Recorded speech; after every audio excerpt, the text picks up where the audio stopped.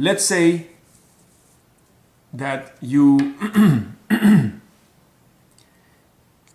that you go to a meeting and you're talking about a soil from San Diego, and the person you're talking to asks you, tell me something. What is the strength of that soil that you're working with at your site or whatever, right? So let's say you have a site and you're going to construct a building, right? And somebody asks you, what's the strength of the soil here, of your soil at the site? Well, if you think of the equation,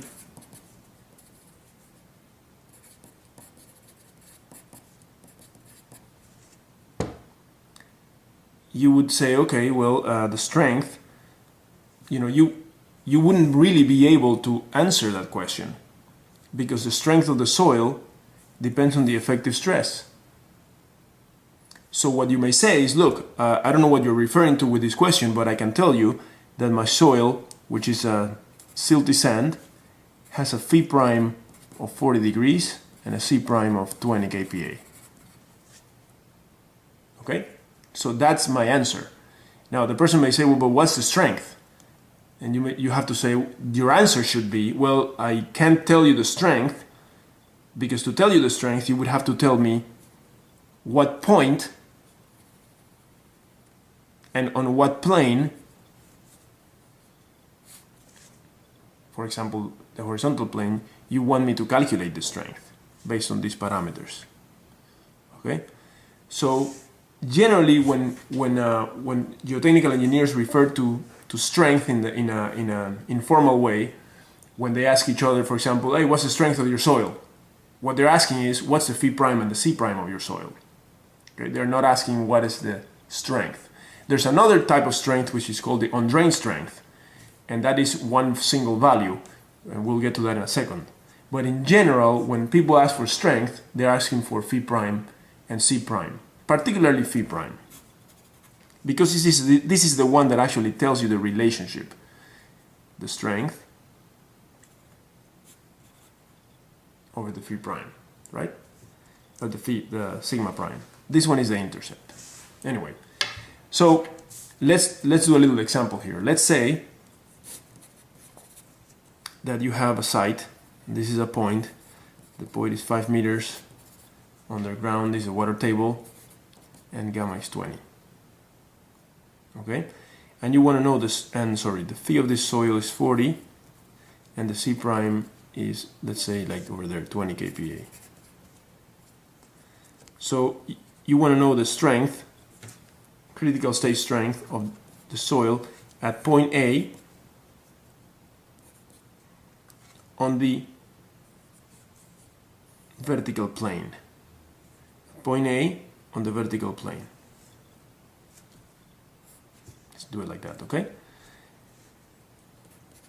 We need a K value, 0.5, let's say. So then you say, okay, I want the strength. I know the strength equation, right? So let's fill it out.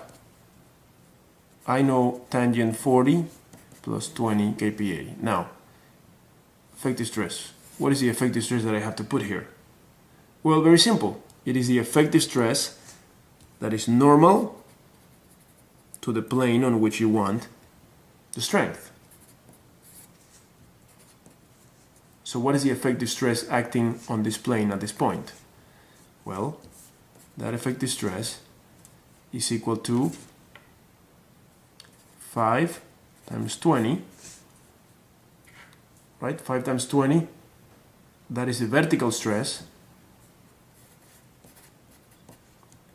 times K, 0.5.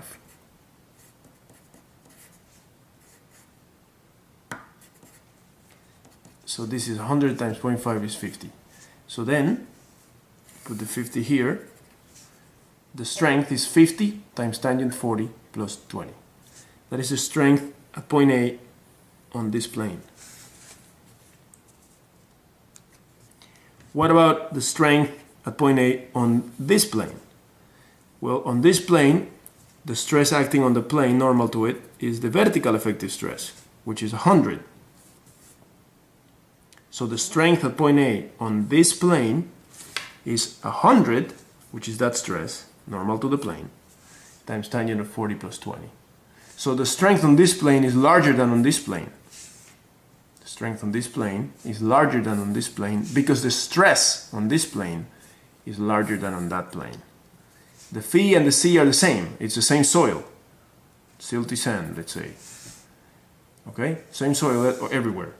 But the difference is the effective stress. Okay? Now,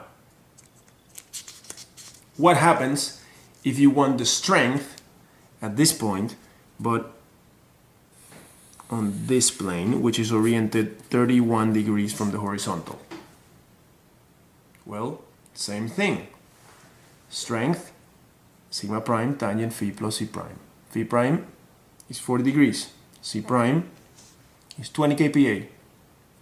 The effective stress is now the one that acts on this plane like that, normal to the plane. See that? How do you get that stress? You have to draw the Mohr circle and do all your procedure that you have to do basically to get the stress that acts on this plane. So draw your Mohr, you know your principal stresses, the vertical and horizontal one in this case, tau sigma prime, right? You draw your element, you rotate it. This means that you would have to rotate this line 62 degrees. And this effective stress right here is the one that you would put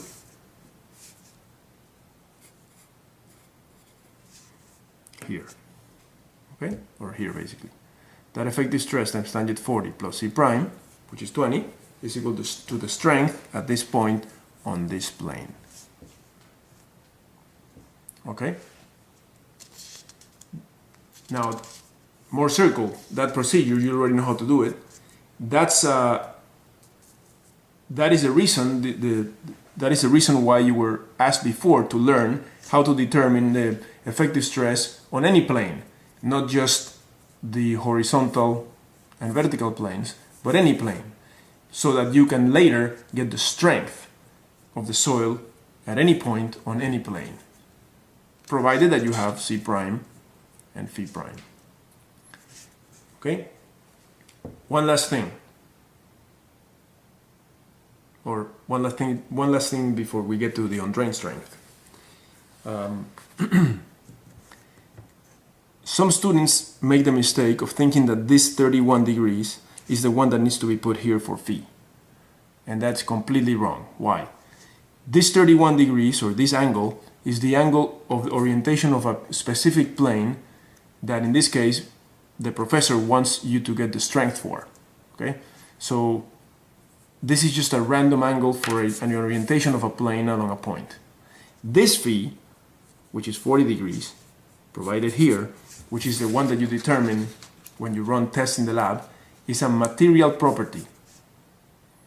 And it's kind of weird, yes, to assign a material property with an angle. You know, what is the strength of your soil? 40 degrees. That sounds weird because it's an angle. How can strength or a strength parameter have units of degrees? Okay? The reason is because the tangent of this angle is the slope of the relationship between the effective stress and the strength. So this is a material property. That depends on the soil and on the soil density and on the shape of the grains and on the grain size distribution, etc.